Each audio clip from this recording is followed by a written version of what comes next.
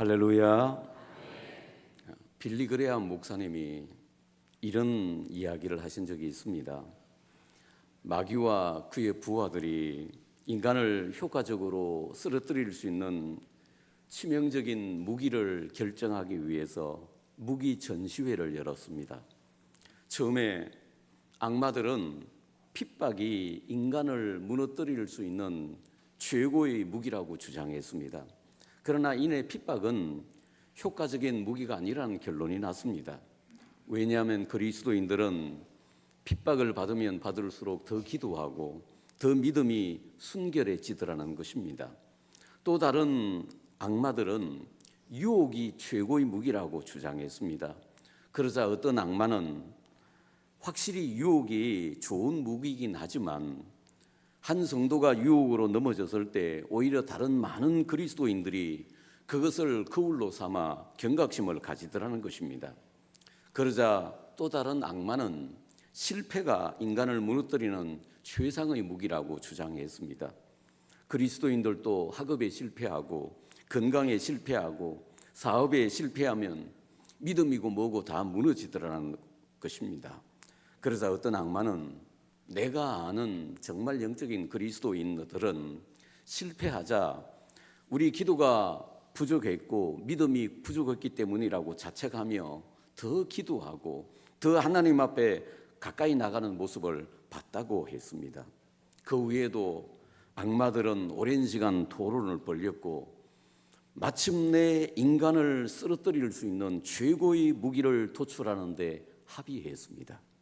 그게 뭐냐 하면 바로 낙심이었다고 합니다. 낙심. 바울 사도는 제1차, 2차 전도 여행을 통해서 갈라디아 지방에 교회들을 세웠습니다. 그들이 복음을 받은 후 처음에는 뜨거움과 감사로 주님을 섬겼는데 차츰차츰 신앙이 흔들리기 시작하더니 믿음의 길에서 벗어나는 사람들도 있었습니다. 그것은 율법주의자들이 전하는 잘못된 교리를 듣고부터였습니다. 그러자 어떤 사람들은 믿음을 저버리고 무기력과 낙심에 빠지기도 했습니다. 이런 상황을 보고받은 바울은 갈라디아 교인들에게 편지하기를 낙심하지 말고 포기하지 말라는 격려의 편지를 쓰면서 이런 말을 합니다. 이 말씀은 제가 개인적으로 주님께 받은 너무나 감사하고 소중한 말씀입니다. 늘 간직하고 있는 말씀 중에 하나입니다. 선을 행하되 낙심하지 말지니 포기하지 아니하면 때가 이르매 거두리라. 선을 행하다가 낙심하지 말라는 것입니다. 여기에 나오는 낙심이라는 단어는 헬라어로 엔카케오인데 이 단어는 육체적으로 정신적으로 너무 지치고 피곤하고 그냥 번아웃이 된 실정이 난 마음 상태를 뜻하는 단어입니다. 영어 성경에서는 lose heart, 마음을 잃어버리다라고 번역했고 한문에서는 낙심, 마음이 떨어지다라고 번역하고 있습니다.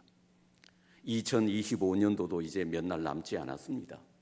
희망차게 새해를 시작했지만 별로 이룬 것도 없이 연말을 맞는다고 실망하고 낙심하고 있는 분들은 없습니까?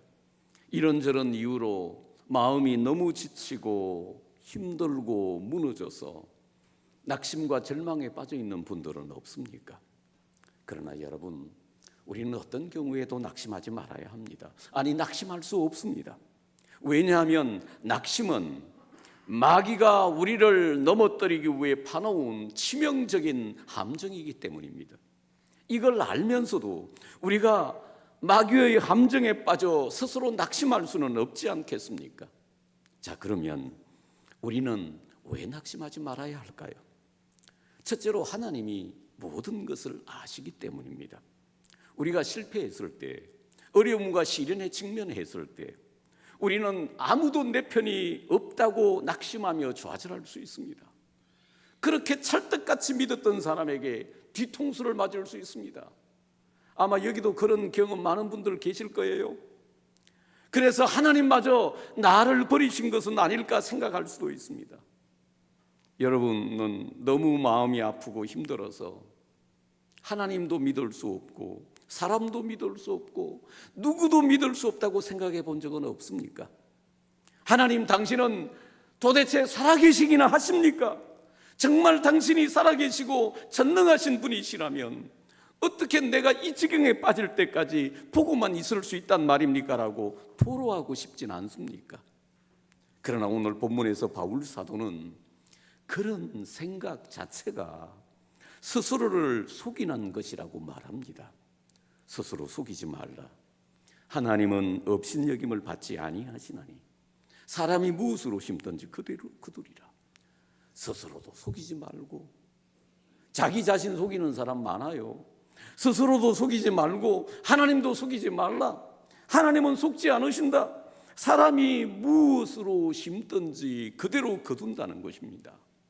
하나님은 속지도 않으시고 모든 것을 보시고 모든 것을 아신다는 것입니다. 그리고 때가 되면 그분은 아주 공정하고 공평한 결론을 내리실 것입니다. 마가복음 6장에 보면 예수님께서 무리를 걸어오시는 흥미로운 장면이 나옵니다. 오병이어의 기적을 베푸신 후 주님은 제자들을 갈릴리 바다 건너편으로 가라고 명령하셨습니다. 성경에 보면 이미 이때가 때가 저물었는데 주님은 제자들에게 항해를 재촉하셨다고 하셨습니다.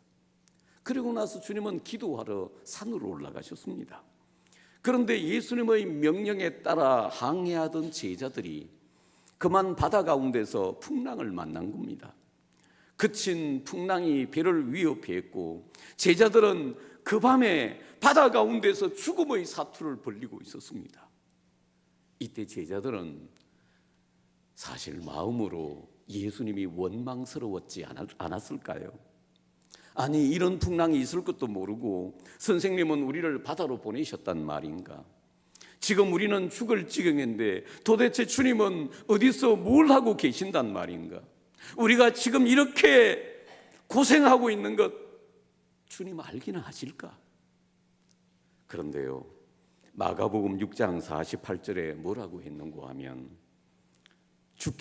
주님께서 제자들이 힘겹게 노젓는 것을 보셨다고 말합니다. 제자들이 바다에서 풍랑 만나 사투를 벌이고 있는 그 힘겨운 장면들, 지금 기도하러 올라가셨는데 그 멀리서도 주님은 보셨다고 했습니다. 여러분, 주님께서 나의 사정과 입장을 보시고 아시면 된 것 아닙니까? 세상 사람들이 아무도 몰라준다고 해도, 나와 가까운 사람도 모른다고 해도 주님이 보시고 주님이 아시면 괜찮지 않겠습니까? 제가 강도사 때 교회를 옮기는 과정에서 사역을 몇 달 쉰 적이 있습니다. 마음에 갈등도 있었고 아픔도 있었고요. 그런데 저는 당시 교회에서 주는 사례만 가지고 살았기 때문에, 그리고 제가 겉으로 보기에 여러분이 되게 똑똑하게 생각할지 모르지만 생각보다 멍청한 사람입니다. 그럼 아무것도 모르고 그냥 사역만 했는데 월급을 사례를 못 받으니까 돈이 없잖아요. 그럼 몇 달 지나니까 돈도 하나도 없고 쌀통에 살이 다 떨어져 가고 있는 거예요. 살이 한 주먹밖에 한 움큼밖에 안 남았습니다. 그때 이제 우리 둘째가 젖을 먹을 때인데, 그날 저녁 우리 식구들이 한 움큼 남은 쌀로 죽을 끓여 먹고 다음부터 금식 아닌 금식을 하기로 했습니다. 그때는 그렇습니다. 돈 없으면 금식하고 하나님 의지하고 그렇게 살았습니다. 그 다음날 자고 일어났더니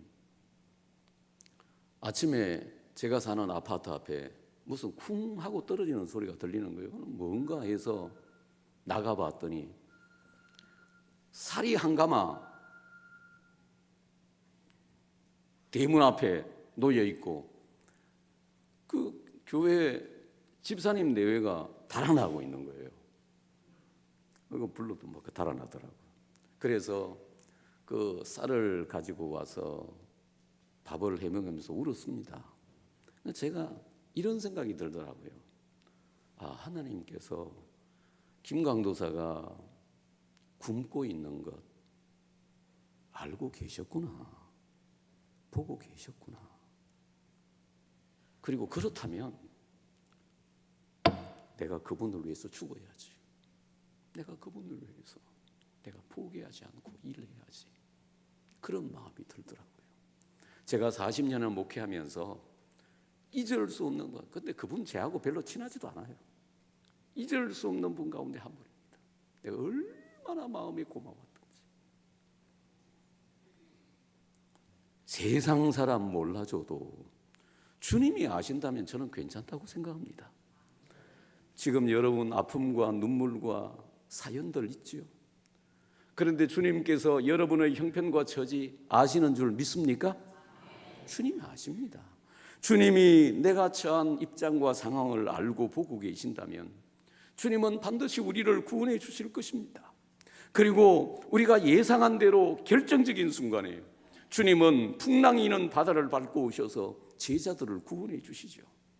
그러므로 사랑하는 여러분, 아직 어두운 밤이라고 해도, 아직 구원의 손길이 오지 않았다고 해도 너무 성급하게 결론을 내려서 낙심하지 마세요. 그리고 제발 여러분 어느 가운데 너무 부정적으로 말하지 마세요. 단정적으로 말하지 마세요. 그 단정적으로 말하면 안 돼요. 뭐 하나님이 안 계신다든지, 내게는 하나님은 관심도 없다든지, 혹은 하나님이 나를 버리셨나 보다라고 하는 말로 초를 치지 말라는 겁니다. 내 인생에 거친 풍랑이 계속되고 생사를 도려내는 것 같은 아픔과 상처가 여전히 남아있고 어디에도 아침이 밝아올 조짐이 보이지 않고 칠흑 같은 어두움이 계속된다고 해도 사랑하는 여러분, 제발 낙심만은 하지 마십시오. 세상 사람 아무도 나를 몰라주고 이해해 주지 않아도 하나님이 우리 상황과 입장을 보고 아시기 때문입니다. 하나님이 아시면, 하나님이 보고 계시는 것이 사실이라면 괜찮지 않겠습니까? 둘째로 성령을 위해 심었기 때문입니다. 우리 모두는 인생을 살면서 끊임없이 무언가를 뿌리고 심습니다. 어제 하루를 살았다는 말은 우리가 하루 동안 무언가를 뿌리고 심었다는 것입니다. 본문에서 바울 사도는 사람은 두 종류를 심는다고 했습니다. 육체를 위해서 심는 자와 성령을 위해 심는 자가 있다고 했습니다. 자기의 육체를 위하여 심는 자는 육체로부터 썩어질 것을 거두고 성령을 위하여 심는 자는 성령으로부터 영생을 거두리라. 어떤 사람은 인생을 살면서 자기 육체를 위해서 심습니다. 그런데 육체는 아무리 아름답고 멋져도 얼마 안 가서 시들고 썩어요. 그래서 육체를 위해서 심는 자는 나중 육체로부터 썩어진 것을 거둘 수밖에 없는 겁니다. 반면에 성령을 위해서 심는 사람이 있습니다. 성령을 위해서 심는다는 것은 주님과 복음을 위해서 심고 하늘나라와 영적인 것을 위해서 심는 것을 말합니다. 그런데 성령을 위해서 심는 것은 그 결과가, 열매가 쉬이 나타나지 않을 수 있습니다. 콩을 심으면 콩이 나고 팥을 심으면 팥이 납니다. 세상 것은 심는 대로 바로바로 결과가 나타납니다. 그러나 성령을 위해서 심는 것은 영적인 것이기에 열매가 쉬이 나타나지 않을 수도 있습니다. 나중 우리가 천국에서 상급과 면류관 받는다고 하지만 그 천국이 내게 눈에 보이는 것도 아니고 당장 손에 잡히는 것도 아니거든요. 그래서 성령을 위해서 심는 사람들이 자칫하면 낙심할 수 있습니다. 마음이 무너질 수 있습니다. 지칠 수 있습니다. 그래서 바울은 성령을 위해서 심는 자들은 쉬이 열매가 없다고 해서 결코 낙심하지 마라. 나중 반드시 성령으로부터 영생을 거둘 테니 낙심하지 말라고 하시는 것입니다. 사랑하는 성도 여러분, 그렇다면 우리는 살면서 과연 얼마나 성령을 위해서 심었는지 점검해 볼 필요가 있습니다. 육체를 위해서 심은 것은 그것이 아무리 대단하다고 해도 소용없습니다. 미안하지만 얼마 안 가서 썩어버리기 때문입니다. 세상 살면서 돈을 좀 벌었다든지 높은 벼슬을 얻었다든지 유명한 스타가 되었다든지 스타도 잠깐 무너지잖아요. 개천에서 용난 것처럼 입지전적인 인물이 되었다든지 하는 것은 세상에서는 대단해 보여도 그거 하나님 앞에서 별것 아닙니다. 그래서 육체를 위해서 심은 이런 것들은 하나도 하나님의 계산과 카운트에 들어가지 않습니다. 정말 가치 있는 것은 내 인생에 성령을 위해서 심은 것이 얼마나 되느냐는 것입니다. 아무리 부유한 사람도 성령을 위해 심은 것은 하나도 없고 오직 세상을 위해서 정욕과 이기심을 위해서 심었다면 썩어질 것을 위해서 수고한 겁니다. 그러나 찢어지게 가난한 사람도 하나님의 영광을 위해, 복음을 위해, 사랑을 위해 살았으면 성령을 위해서 엄청난 것을 심은 것입니다. 지금까지 여러분과 제가 세상을 살면서 우리는 얼마나 성령을 위해서 심었을까요? 하나님께서 기억하실 만한 아름다운 섬김과 헌신은 얼마나 될까요? 믿는 우리는 모두 천국을 바라보고 나중 천국에서 하나님께 상 받을 것 기대합니다. 그런데 나중 우리가 하나님 앞에 섰을 때 오직 육체를 위해서 수고하고 심었을 뿐 성령을 위해 심은 것은 미미하다면 그 얼마나 안타깝겠습니까? 아무런 상급도 면류관도 없이 천국에서 영원히 대머리로 살아야 한다면 그 얼마나 참담하겠습니까? 당신은 지금까지 살아오면서 얼마나 성령을 위해서 심었다고 생각하십니까? 그런데 내가 하는 이 일이요, 육체를 위해서 심는 건지 아니면 성령을 위해서 심는 건지 이거 좀 분별해야 할 필요가 있습니다. 겉으로만 봐서는 분별하기가 쉽지 않습니다. 그래서 우리는 중심을 봐야 하고 동기를 봐야 하고 정말 하나님의 영광을 위하는가를 점검해야 하는 것입니다. 겉으로는 주님의 일이라고 포장하고 하나님의 영광을 위한다고 외치지만 실제는 하나님과 아무 상관도 없이 내 이기적인 욕망을 위해서 하는 일이 얼마나 많습니까? 겉으로는 하나님 영광을 말하는데요, 그 본질적인 차이를 빌립보서 3장 3절에서는 이렇게 지적합니다. 하나님의 성령으로 봉사하며 그리스도 예수로 자랑하고 육체를 신뢰하지 아니하는 우리가 곧 할례파라. 매사에 자기를 자랑하고 자기를 나타내는가 아니면 정말 예수님을 자랑하고 예수님을 나타내는가에 달려있다는 거예요. 예수님 자랑한다고 하면서 하나님의 영광을 위한다고 하면서 은근히 나를 나타내고자 하는 것, 그거 우리 제법 있지 않습니까? 우리는 우리의 모든 섬김과 봉사에서 나를 나타내기보다는 나를 죽이고 예수님을 나타내고 있습니까? 당신이 누가 알아주든 몰라주든 정말 선하고 순수한 동기로 주님과 복음을 위해서 하나님의 영광을 위해서 살았으면 그건 성령을 위해서 심은 것이라고 할 수 있습니다. 이때 사람들이 주님을 위해서 당신 산다고 하는데 그런데 왜 그렇게 가난하냐? 주님을 위해서 산다고 하면서 왜 되는 게 하나도 없느냐? 그렇게 기도하면서도 왜 기도 응답 못 받느냐? 사람에게도 인정받지 못하느냐고 조롱할 수 있습니다. 그래도 당신이 정말 성령을 위해 심었다는 확신이 있으면 기죽지 말고 낙심하지 마세요. 성령을 위해서 심은 열매는 언제 나타나요? 천국에서 나타납니다. 그게 영생입니다. 그래서 아직 게임은 끝나지 않았습니다.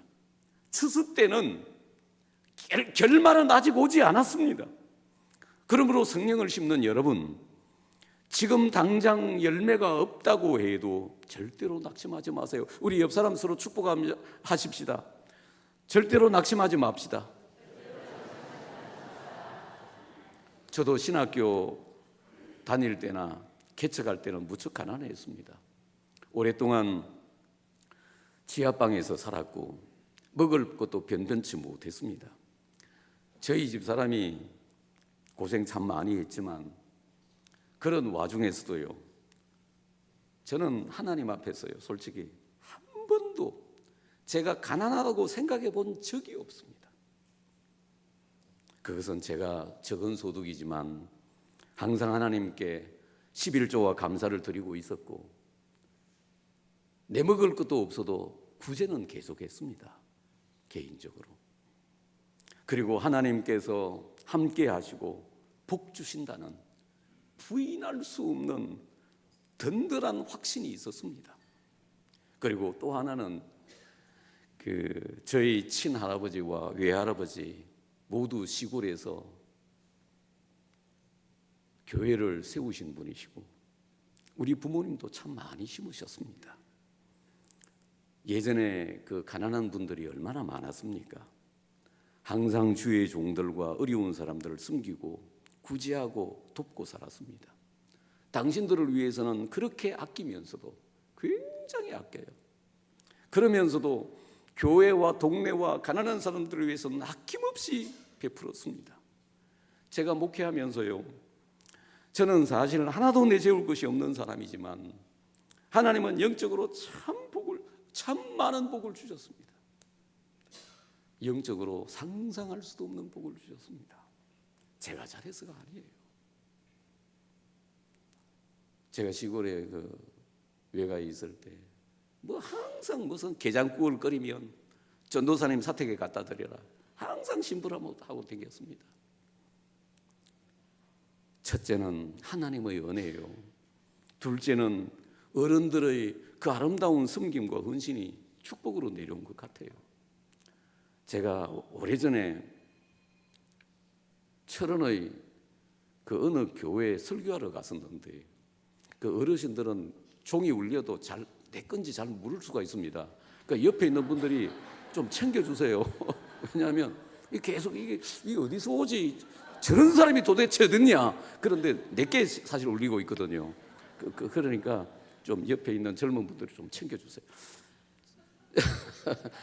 제가 오래전에 철원 어느 교회에 설교하러 갔었는데 그 설교 후에 이야기도 하고 식사도 하고 그러잖아요. 이야기를 하다 보니까 그 교회 장로님이 고향분이신 거예요. 그리고 더 이야기를 하다 보니까 우리 집안이 그 고향에서는 좀 이렇게 알려졌거든요. 저희 할아버지도 아시고 젊은 시절에 저희 할아버지에게 많은 도움을 받으셨더라고요. 그런데 그분이 철원에 와서 그 비무장지대에 많은 땅을 가지고 농사를 하는 큰 부자가 되셨더라고요. 대농이에요. 저를 보시더니 너무 반가워하시면서 철원 자기 농지에서 생산한 쌀을 한 푸대 주시더라고요. 세상에 공짜 없습니다. 콩 심은 데 콩 나고 팥 심은 데 팥 납니다. 심은 대로 거두는 것입니다.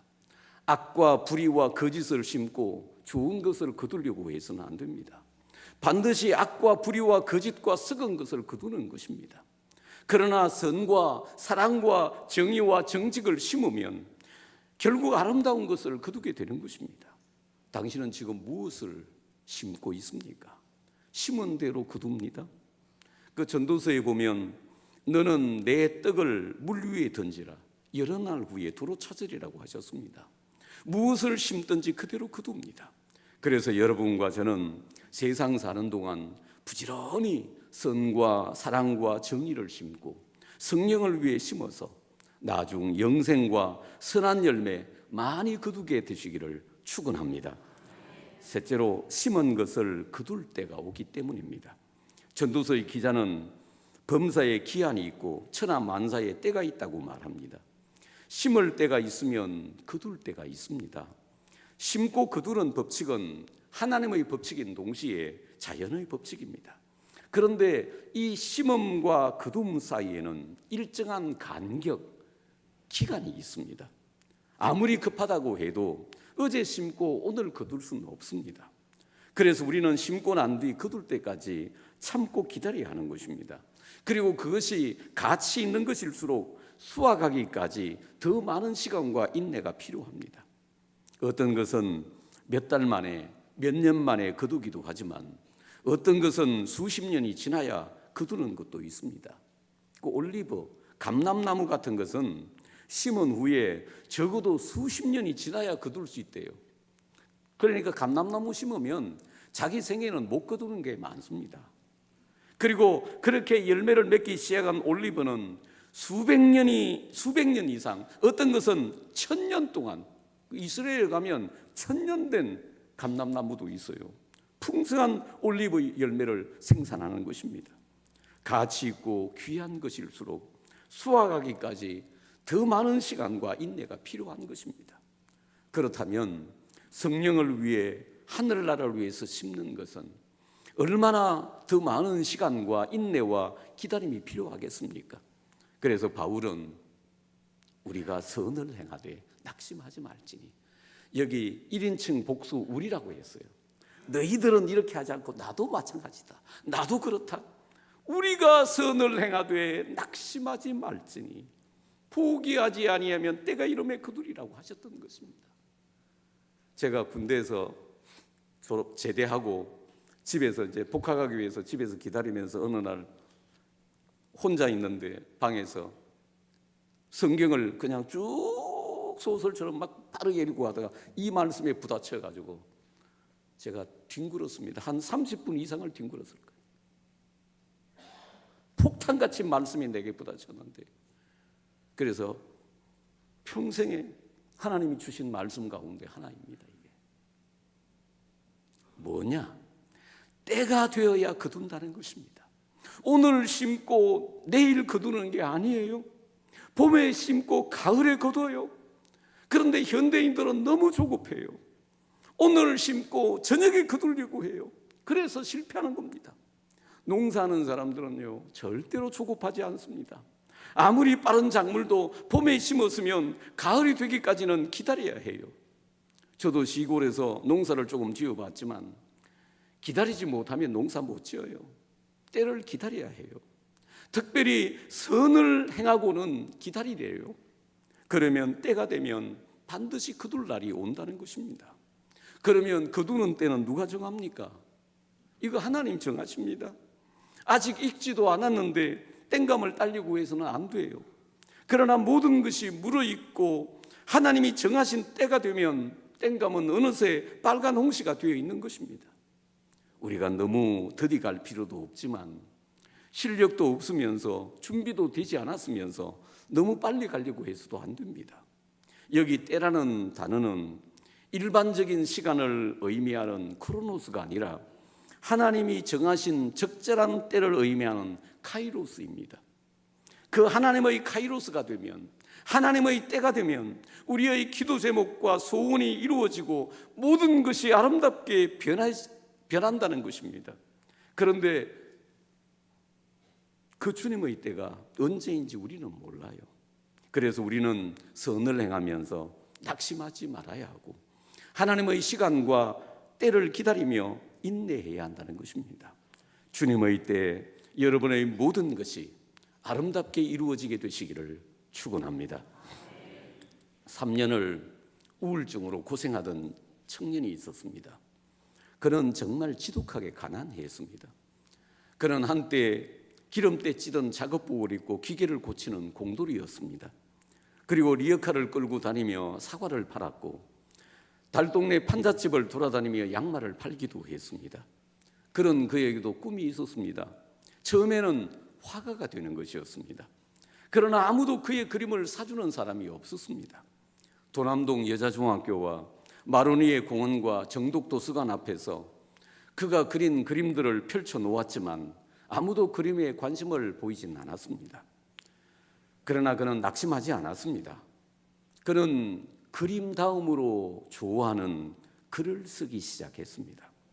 풀무 야학원에서 학생들을 가르치며 7년에 걸쳐 글을 썼습니다. 그는 하나님께 기도하기를 그의 책이 출간되어서 인세를 받게 된다면 절반은 가정을 돕고 절반은 가난한 이웃을 위해서 쓰고 싶다고 기도했습니다. 원고 뭉치를 들고 이 출판사 저 출판사를 다녔지만 그의 글을 사주는 출판사는 없었습니다. 5번이나 거절을 당했지만 낙심하지 않았습니다. 그가 낙심하지 않은 유일한 이유는 하나님을 믿기 때문이라고 고백했습니다. 그런데 다행히 그가 찾아간 6번째 출판사에서 그의 글을 출간하기로 했습니다. 이렇게 해서 수많은 독자들을 울린 우리 시대의 마음 따뜻한 사람들의 이야기 연탄길이 출간됩니다. 그리고 그의 책 연탄길에는 그가 그린 그림 31컷이 실렸습니다. 그는 베스트셀러 작가가 되었고 동시에 화가가 되었습니다. 그리고 이어서 출간된 행복한 고물상, 곰보빵 모두 베스트셀러가 되었습니다. 이철환 씨의 이야기입니다. 그가 힘든 시절을 보내면서 낙심하지 않은 이유를 곰보빵 155페이지에서 이렇게 말합니다. 기름때 찌든 작업복을 입고 있을 때에도 나는 프란츠 카프카를 읽고 있었다. 아무도 사가지 않는 그림 옆에 서서 고개를 들 수 없을 때에도 나는 알베르 까미를 읽고 있었다. 도스토옙스키와 말라름에 스타니슬라프스키와 헤르만 헤세가 있어 나는 절망하지 않았다. 그리고 마지막 줄에는 이렇게 썼습니다. 하나님이 계셨기에 나는 절망하지 않았다. 우리 절망하지 않을 수 있는 유일한 이유가 하나님 아니겠습니까? 사랑하는 여러분, 심는 대로 거둡니다. 어제 심은 결과가 오늘의 우리요. 오늘 우리가 심은 것은 우리의 내일을 결정하게 될 것입니다. 세상에 공짜 없습니다. 부지런히 심으세요. 할 수만 있으면 많이 심으세요. 반드시 거둘 테니까 말이죠. 더디다고 조급하게 수돌할 필요 없습니다. 선한 일이라면 인색하지 마세요. 뒤로 미루지도 마세요. 기회가 왔을 때 아멘하고 순종하고 감당해 보세요. 하나님의 때가 되면 반드시 기쁨으로 단을 거둘 날이 올 테니까 말이죠. 내가 한 기도와 전도, 내가 한 수고와 위로와 한마디 격려의 말, 냉수 한 그릇도 결코 헛되이 돌아가지 않고 하나님이 다 기억하시고 갚아주실 테니까요. 우리가 못 거두면 아들이 거두고 손자가 거두고 우리가 알지 못하는 우리의 후손들이 거둘 것입니다. 이리하여 하나님 믿는 사람, 하나님 사랑하는 사람은 천대에 이르도록 주의 복을 누리게 되는 것입니다. 심지도 않고 거두겠다고 하는 것은 강도의 심보입니다. 많이 심는 자가 많이 거둡니다. 사랑하는 여러분, 남들이 뭘 하든 세상이 어떻게 돌아가든 나는 하나님이 원하시는 바른 길을 갈 것이요 착한 마음 가지고 선한 일을 하며 살 것이며 끝까지 사랑하며 살 것입니다. 그리고 하나님 바라보고 조용히 기다리세요. 내 가장 가까운 사람도 모를 수 있지만 하나님은 우리의 형편과 처지, 우리의 상한 마음과 눈물, 그리고 우리의 꿈과 기도 제목 다 알고 계십니다. 다 보고 계십니다. 이 하나님 믿고 잠잠히 바라보세요. 비록 더딜지라도 이 하나님 의지하고 기다리세요. 때가 되면 하나님께서 30배, 60배, 100배로 거두게 하실 것입니다. 그래서 주님 말씀하십니다. 사랑하는 딸아, 사랑하는 아들아, 선을 행하되 제발 낙심하지 말아라. 포기하지 아니하면 때가 이르게 되면 반드시 거두리라. 기도하시겠습니다.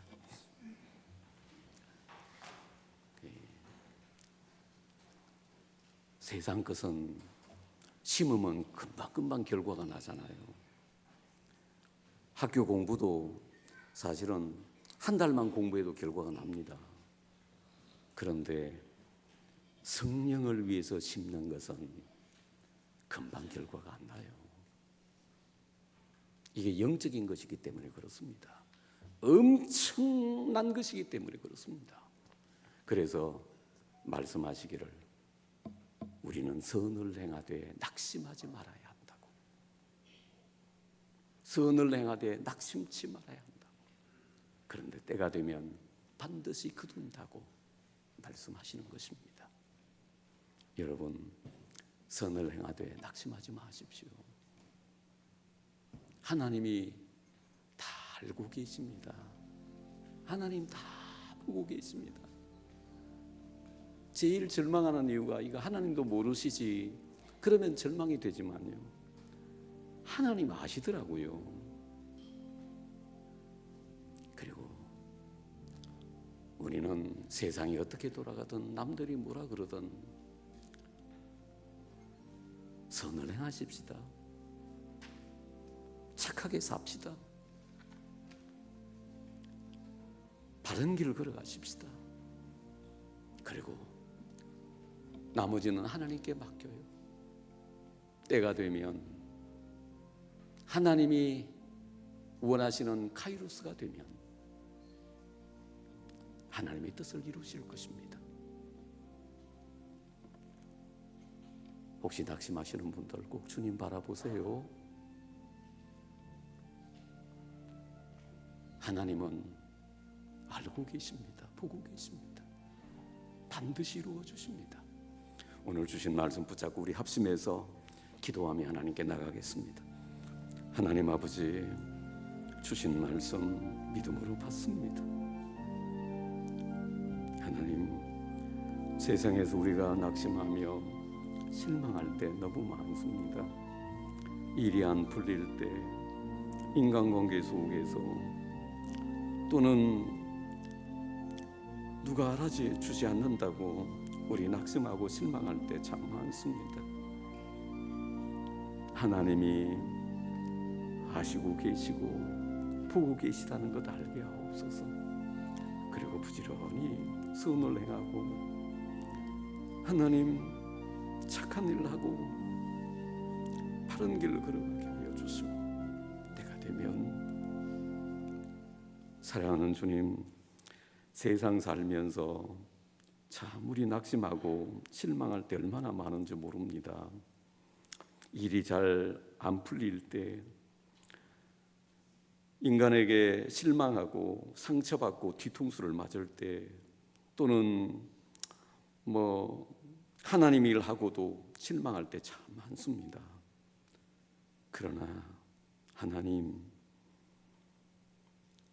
우리 사정과 형편과 처지를 하나님 다 알고 계십니다. 하나님 보고 계십니다. 하나님이 만일 우리를 다 아신다면 우리 걱정하지 않습니다. 낙심할 이유가 없습니다. 그리고 하나님, 우리 하나님만 의지하고 하나님만 바라보고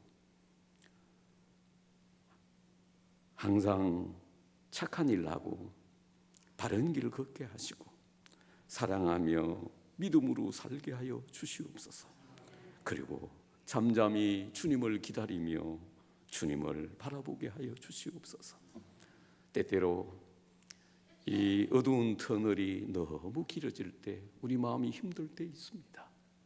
하나님, 우리에게 용기 주시고 하나님 바라보는 눈을 허락해 주셔서 이 어려움 속에서도 꼭 하나님 바라보며 하나님 의지하며 인내하며 기다리게 하여 주셔서 하나님 마침내 30배, 60배, 100배로 거두게 하여 주시옵소서. 너 선을 행하되 제발 낙심하지는 말아라. 지치지 않으면, 포기하지 않으면 때가 이름에 거둔단다.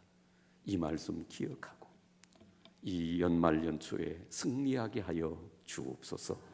예수님 이름으로 기도하옵나이다. 아멘.